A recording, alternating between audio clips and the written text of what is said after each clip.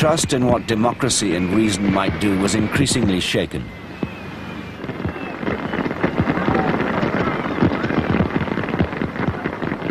The Germans, still bitter at their treatment, brought a new leader to power, Adolf Hitler. Karl Nagel, now training to be a policeman, saw him in Munich. I stood in the crowd as Hitler drove past.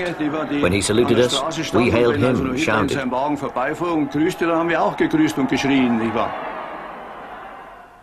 Hitler tried to remove the burdens that the Treaty of Versailles had imposed on Germany. Hitler promised work and bread for all Germans. He promised to eliminate the high unemployment.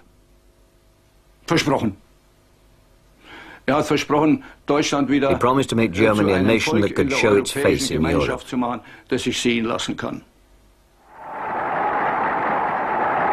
The Italians, also dissatisfied with the peace, were given the same assurances. Mussolini promised them a new Roman Empire.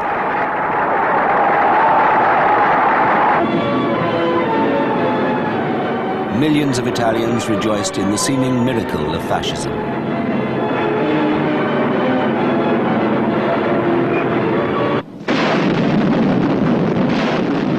In 1935, Mussolini's forces invaded Ethiopia. The Ethiopians and their emperor stood no chance against the modern army. Though the League of Nations issued resolution after resolution, the Italians defied them. The League of Nations, a grave disturbance. Today, Haile Selassie comes to plead for his lost empire. He wants them to make Mussolini give up Ethiopia. His Majesty Negus Haile Selassie, I call upon the first delegate of Ethiopia. Italian newspapermen are ready for an outbreak against the emperor whose country their country has taken, waiting for his first word. From the platform. Monsieur le Président,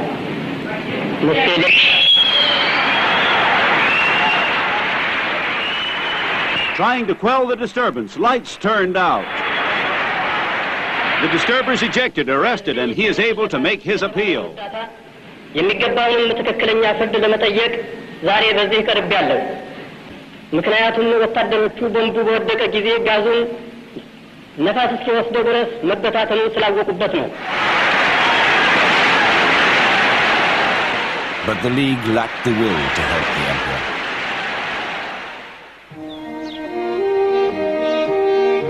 The failure to save Ethiopia came just as the League moved into new headquarters, a monument to the dream of Woodrow Wilson.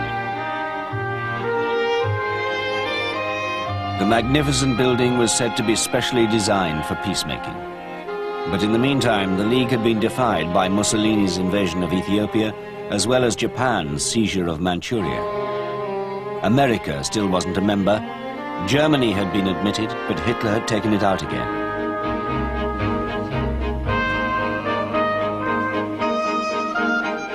In a League film made to enlist public support, an official listed the backlog of work. Political problems are dealt with by the Council or the Assembly, and for this purpose, the political section prepares the work and executes the decisions. Here are some recent problems.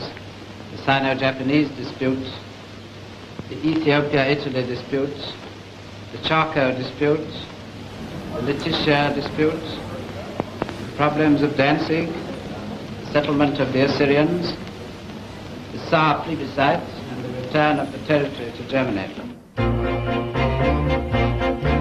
With the League's failure to deal with the dictators, the idea of disarmament was dying.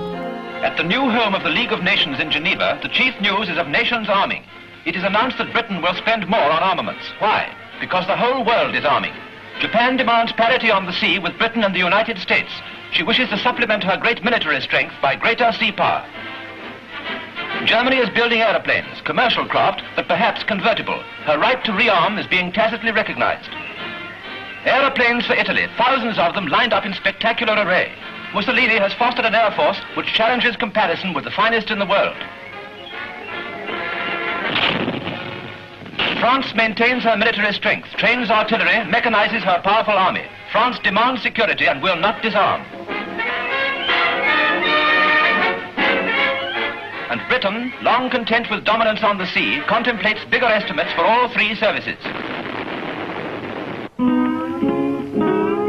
Only the United States kept out of the new arms race.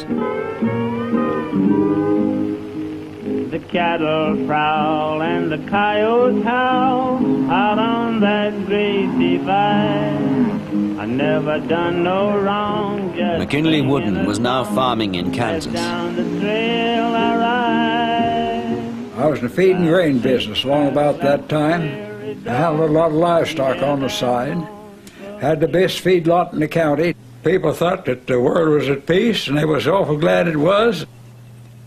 We wasn't interested in any foreign countries at that time, mister. We was interested in our own selves and at home. In Washington, Senator Nye spoke for the isolationists. Americans want no more war. Most of all, they want no more participation in foreign wars. If another European war is to come, it is not going to be a simple matter for America to stay out of it.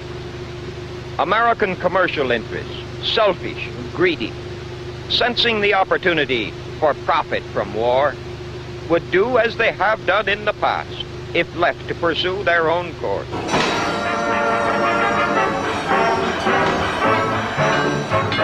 In Europe, the fear of a new war was growing all the time.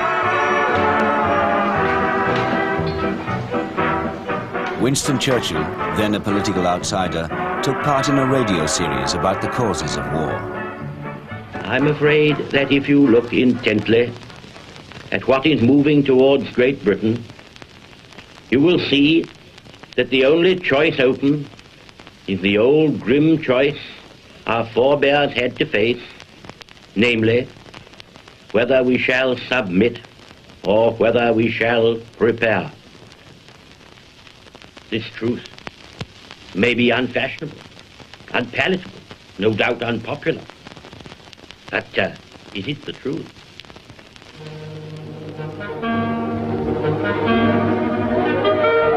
Others still clung on to the ideal of collective security through the League of Nations. They made a film shown in thousands of cinemas.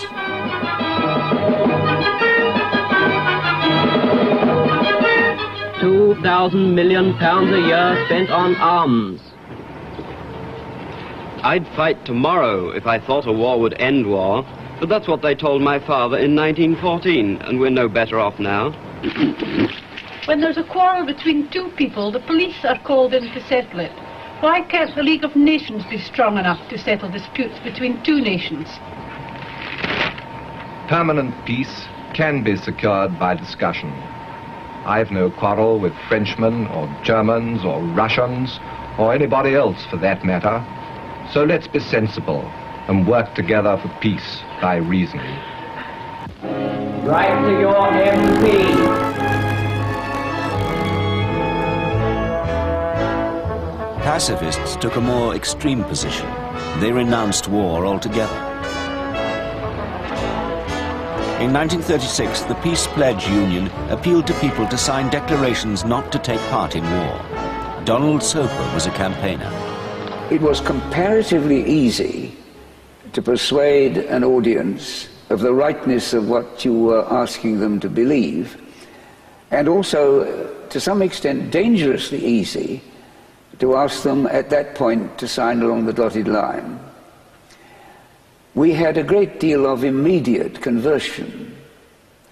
The problem was to maintain the ardor and spirit of it when the workaday problems associated with it became more complicated and more difficult. Maintaining the ardor and spirit of pacifism was also more difficult because of the civil war in Spain. A nationalist revolt led by General Franco and backed by Hitler and Mussolini raised fears that more of Europe would fall to fascism.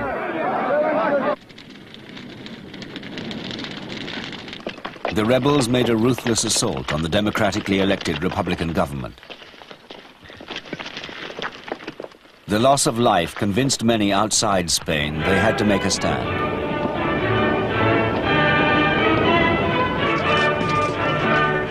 Thousands of volunteers, many of them communists, flocked to join the International Brigade and fight fascism.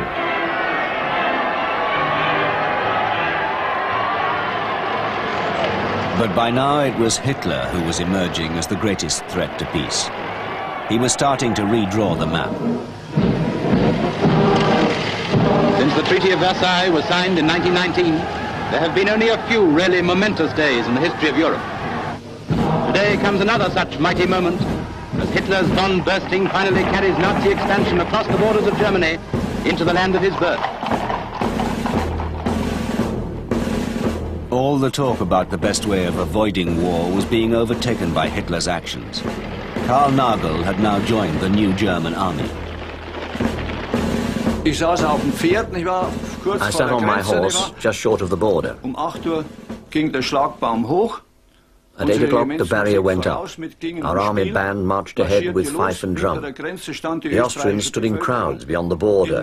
They greeted us waving swastika flags and chanting loudly, "One people, one empire, one Führer." Ein Volk, ein Reich, ein Führer.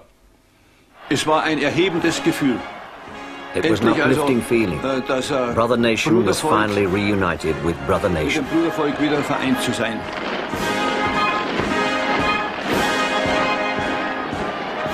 Though the union was expressly forbidden by Versailles, the British and French did nothing.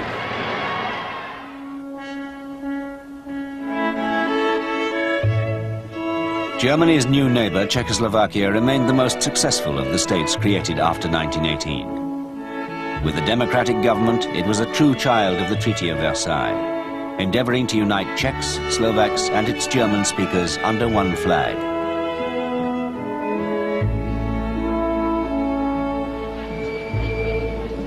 Prague was the thriving capital of a country which had the strongest economy in Central Europe, based on the industry of the old Austro-Hungarian Empire.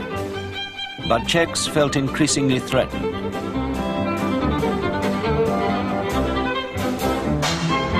They knew they were now in Hitler's sights, as a country where, as he saw it, Slavs ruled Germans.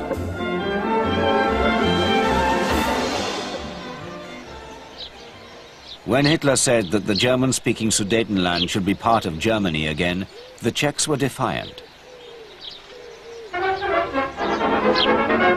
Lidi na lidi jsou jako saně, člověk na člověka jako kat. Podívejte se na ně, musíte nazíkat. Oprdel pěti mužíka mydlí, domnívají se, že vyhraje. Klidně seďme na židli, čtěme Bibli, tam to všechno je Samuelova kniha nám povídá. Jak na Žida přišla veliká bída, jak ti bídní filištíni válku ve Severní až potkali Davida. David šel do války, volky nevolky, velké dálky nesl bratům homolky. With their large army, the Czechs prepared to defend themselves against a German attack. Hej, hej, kam se válej, ty jsou malej. Troops took up positions along the border with Germany.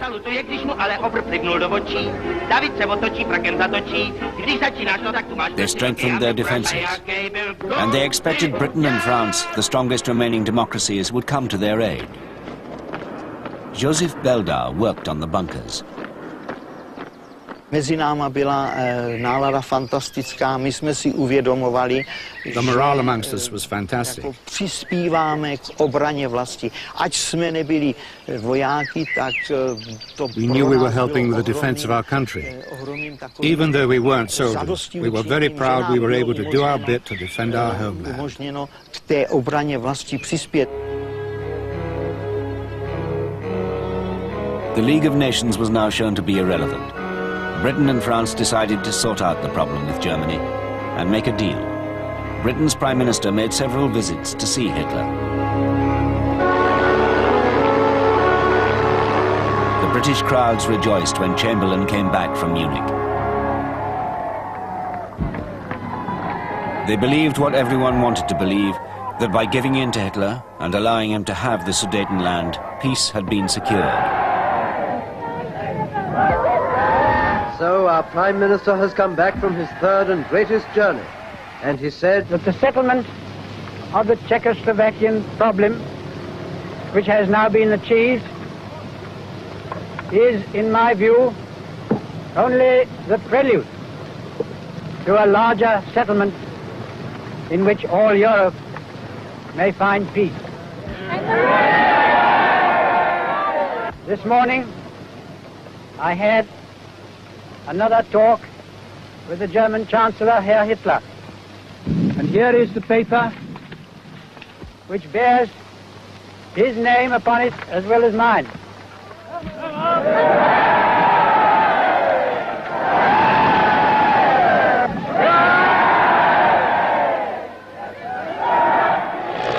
France's Prime Minister Daladier also flew home from Munich. He thought the settlement was a prelude to war, not peace, and that Hitler would not be satisfied. Etienne Crouchanel was with him.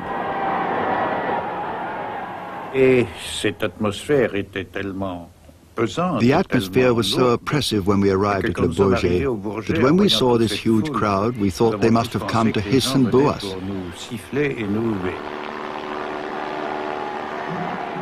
When we stopped on the runway, instead of the hissing and booing we were expecting, there was a sea of applause and enthusiasm to greet us. This was impossible for us to understand. Daladier turned round, I can still hear him, towards the man nearest to him and said, "But these people are mad." It was the high point of wishful thinking. The people of France and Britain were elated and relieved. But the Czechs felt betrayed. The League of Nations had done nothing for them. Czech speakers in the Sudetenland had to choose between living in Nazi Germany or fleeing their homes as refugees.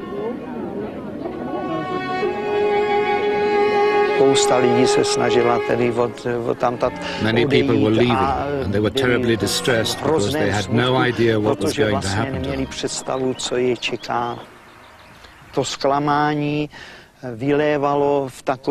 The disappointment overcame us. We cursed our Western allies, especially the French and the English. 10 days after Munich, German troops crossed the Czech border into the Sudetenland. Once more, Karl Nagel's regiment was there.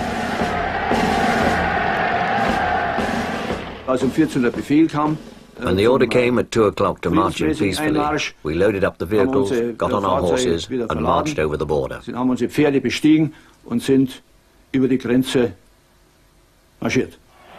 The Sudeten Germans had already hurried to the border. They welcomed us with joy and with tears in their eyes. We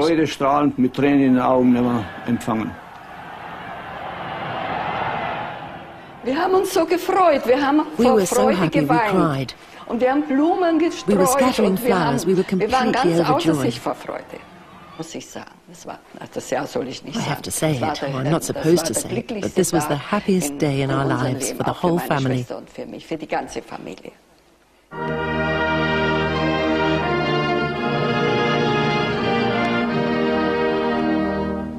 That autumn, the Czechs celebrated the anniversary of their independence with a sense of foreboding. 20 years after the birth of the country and the creation of the League of Nations, their exercise in self-determination was doomed. In March 1939, the Germans invaded the rest of Czechoslovakia and occupied Prague. Jiří Sturza, who'd seen the Austrians leave in 1918, saw the Germans arrive. My uncle came to us that morning and said, "Those bastards marched into Prague. Prague is occupied by the German army."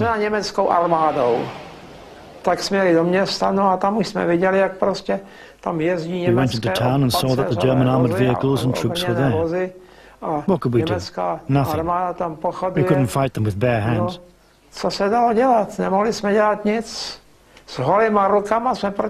The fact is, though, people shook their fists at them.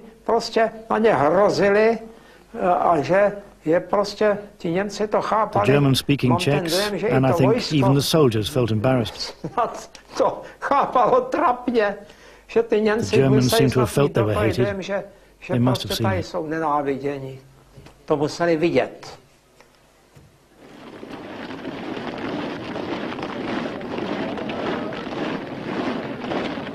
As we rode through Czechoslovakia, they threatened us. They clenched their fists. We didn't understand what they said, but they made it quite clear they didn't want us.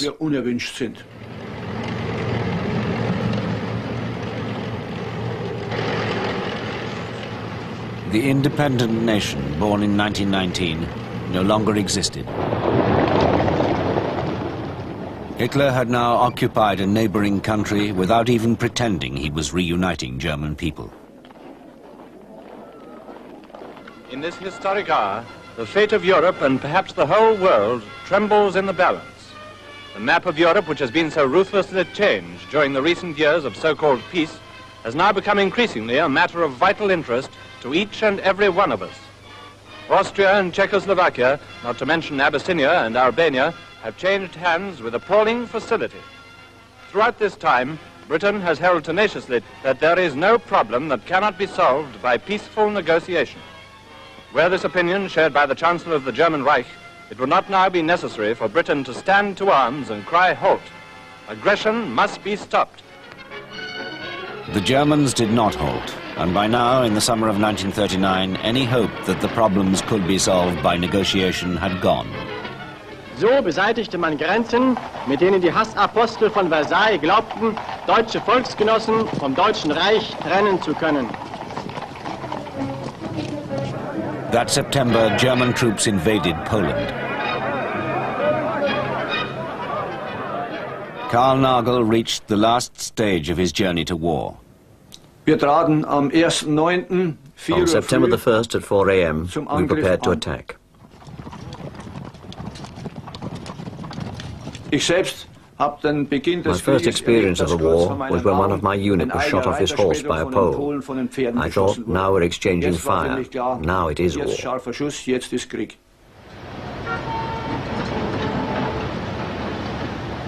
When news of the war in Europe reached the United States, most Americans still felt it was no concern of theirs. I haven't the slightest idea of European affairs. Let Europe fight her own battles. Another war, not for me. This time America should keep out, and I know I will. And another American president had to decide if the United States would get involved. I have said not once but many times that I have seen war and that I hate war. I say that again and again.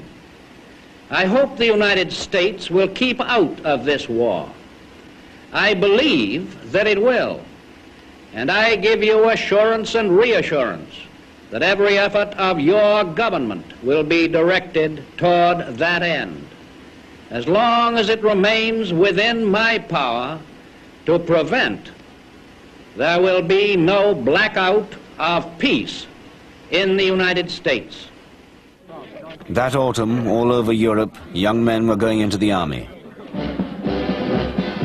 These men of 20 and 21 received their calling up notices before the declaration of war. But they're a fine body of men, ready and willing to play their part in the hard job that lies ahead. And their first experience of the army is to receive a whole lot of kit and a perfectly beautiful haircut.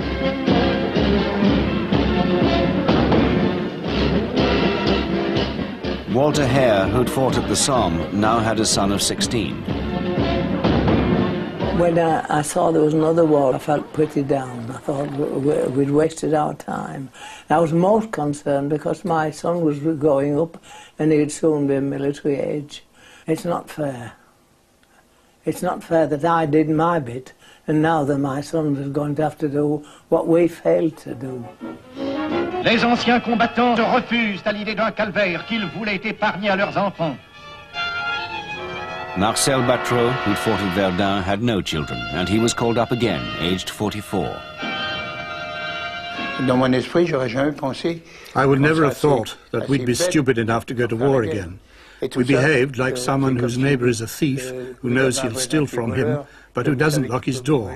That's how it was. They attacked us by surprise, and we weren't ready. Mais eux, ils avaient la ferme intention de nous attaquer et nous attaquer par surprise alors qu'on n'était pas prêts.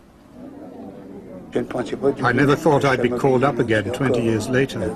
I just didn't think of that. I was very sad when I received my call-up papers. I said, those bastards.